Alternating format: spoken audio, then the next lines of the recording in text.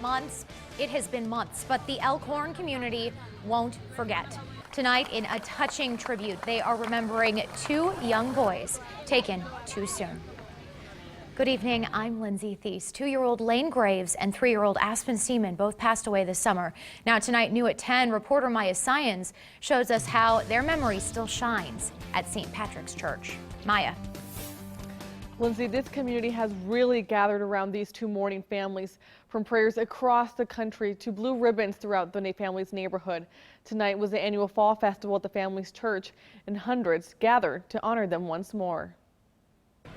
Hundreds gathered at St. Patrick's to celebrate fall. In the name of the Father, the Son, and the Holy Spirit. Praying for each other, and Lane Graves and Aspen Seaman. And we continue to pray for two families that are a part of St. Pat's, the Graves and the Seamans. 2-year-old Lane and 3-year-old Aspen tragically died this summer. Graves died June 14th at Disney World's Grand Floridian Resort when a gator snatched him into a lake on the property. His body was found the next day. Days later, Seaman was rescued from West Shores Lake. He died later at the hospital. Even in the midst of sadness, they're both here with us tonight.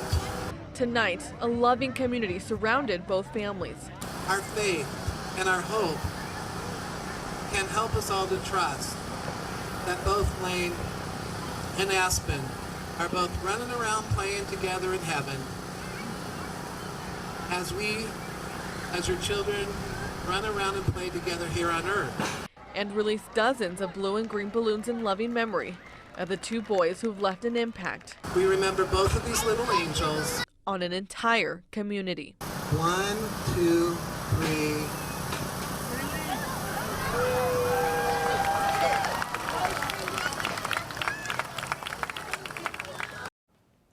In that giving spirit, the Graves family started the Lane Thomas Foundation. You can donate money and the funds will go to various charities in the metro. Reporting live, Maya Syens, KMTV Action 3 News. Thanks, Maya. Well, an Omaha police canine is home recovering after a suspect hit the dog with a large metal pipe during an arrest. This video you're seeing, it's from a previous story we did with Ty. Ty's been a canine officer with OPT for about 2 years. Yesterday evening, police say Edgar Garcia Herrera was walking in traffic on I-80 near 42nd with a large metal pipe and a broken glass bottle. Police then tried to tase him, but that didn't work. That's when they sent in Ty, the canine. The man hit the dog with the pipe. This afternoon, OPD posted on their Facebook this. You can read the whole thing online, but most important part, it says Ty is resting at home and taking a few days off to recover. Garcia Herrera is in jail. And we're getting a good look at the guy who crashed a truck into a Southwest plane at Eppley Airfield on Thursday, and that's only part of this bizarre story. Police booked this man, Delario Kuntz. He was released from the hospital today for injuries from his episode. Omaha and Eppley police got on scene Thursday to Kuntz. He was screaming. They say that he then bolted through the airport garage, stripped down, and climbed an 8-foot barbed wire fence onto the tarmac. He then found an unlocked running airline pickup truck and slammed it into the nose gear of a Southwest airplane. And 2 stabbings last night we want to tell you about. First, this one, very scary. It left a 19-year-old girl at Creighton University Medical Center with injuries. The woman says she was at a house with some friends around 3 a.m., and that is when a suspect tried to sexually assault her. The two fought. The victim was able to fight the guy off, but he cut her with a knife. Her friends then came to her rescue. They drove her to the hospital. And a second stabbing, this one in Elmwood Park. The victim told police he was stabbed in the back during a drug deal. In a weird turn of events, though, the suspect called 911. That guy was booked for robbery and felony assault and use of a weapon to commit a felony. Happening right now, we want to give you a live look. You're looking live at a intersection at South Omaha there. That's at about 72nd and F, and you can see, traffic's moving fine in one direction, but in the other direction completely closed where that guy is crossing the street or getting ready to cross the street. Basically what has been happening, we want to show you video from earlier today. This is at around 6 o'clock this evening. Crews have been on the scene because a water main break has shut down southbound 72nd. The city has sent out a press briefing basically saying that all southbound lanes of South 72nd Street at J are closed until further notice. If you're around there, you should just avoid the area. Now, your Weather Alert First Forecast. All right, gorgeous afternoon has turned into an absolutely spectacular night here. Here's our Harris Sky Cam shot looking over the Mighty Mo in a beautiful downtown Omaha. First National, all lit up. So are the folks there at the Woodman Tower. So it looks terrific. We had highs today in the middle 80s, and we've kind of been dropping it through that back down to the 70s. So right now, most of us are at about 75 degrees. Let's check out the local temperatures in your neighborhood. Elkhorn out about 74 degrees there. Lower 70s in Bennington, mid 70s in Fair Acres. Field Club slightly cooler at 72, matching the Bluffs. And overnight today we pick up just a few extra clouds. Tomorrow morning early, kind of like this morning, could be seeing a little bit of some patchy fog. So look out for that. 7 o'clock, 67 degrees. Lunch hour looking good, partly sunny, warm, dry, 82. And then back to at least a chance of scattered showers and a couple of non-severe thunderstorms mid to late afternoon. High temperatures reaching 86 degrees. We'll kind of timeline that chance for rain coming up on full weather in a few more minutes. Lindsay? Thanks, Matt. Well, Union Pacific is reminding folks to stay off the tracks when you're taking a selfie. Take a look at this. OMG, sick selfie.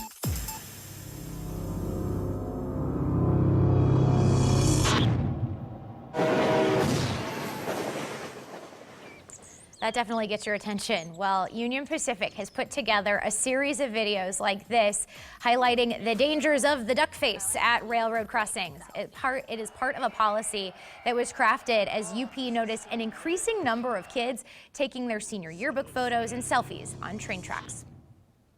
Helping kids at Nebraska Correctional. This morning, staff held a day to motivate and inspire the youth inmates there, and the day included a visit from a former Husker.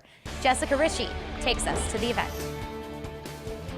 Ashley Martin is a self-described paper pusher at the Nebraska Correctional Youth Facility, but she has a heart for seeing the inmates here succeed. I just wanted to create an event that would pump these inmates up and give them some hope. She planned a day of basketball, a Chick-fil-A lunch, and a lineup of motivational speakers for the young men here. I appreciate it because you don't have too many people that take time out of their day to come up here and visit us and see us, and just thankful for a lot of things these people do here. Former Husker Des Moines Adams came to see the inmates. His message: have a game plan for life. What are you willing to lose to win? Because in order to win, you got to lose something. You got to make sacrifices. Very motivational, very inspirational. Motivated me to get out, when I get out, to do something positive with my life. When you get tackled, that's not a period. That's a comma. But you have to write what comes next after that comma. Adams encouraged the men to make changes while they are still at the facility, taking advantage of the resources offered. They're in here not because they're going to be in here forever, but what are they going to do when they get out? And so just helping them understand, having a game plan. While the young men are learning how to make better choices in here, they are learning that there is still a community that supports them beyond these walls. This is time to think and make better decisions and think on what I'm going to do when I go home. So when I get out there, that's when I can make my decisions. Jessica Ritchie, KMTV Action 3 News. The day ended with a concert for the inmates. We are 72 days from Election Day, and people at the University of Nebraska at Omaha are trying to get out the vote. The Omega Psi Phi fraternity members wrapped up a voter registration event just a couple of hours ago at UNO Student Center. Our job is to make sure that definitely for this coming election, regardless of party affiliation or whatever your political views are, that you're registered to vote, you find yourself at the polls in November and you cast a ballot. And I love this crafty idea here. The organizers drew in college students with a video game tournament. On the campaign trail, Donald Trump spent his day campaigning in Iowa, while Hillary Clinton, on the other hand, was learning where the nation is most vulnerable. In White Plains, New York, Clinton got her first security briefing. It lasted more than 2 hours and included an overview of threats facing the country. Trump spoke at a fundraiser in Iowa. Polling shows the candidates are in a dead tie there. We're going to have a great victory on November 8th, I can tell you. Looking at tomorrow, Trump has no scheduled events Sunday. Clinton will hold fundraisers in the Hamptons. Well, Omaha is sailing away tonight.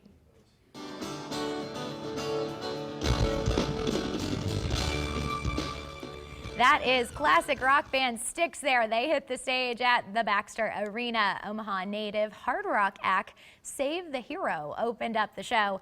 Styx has been around since the band's first LP in, ready to feel old, 1976, Crystal Ball. Well, forget Husker Red. The Cornhusker Marching Band is going green for the fall football season.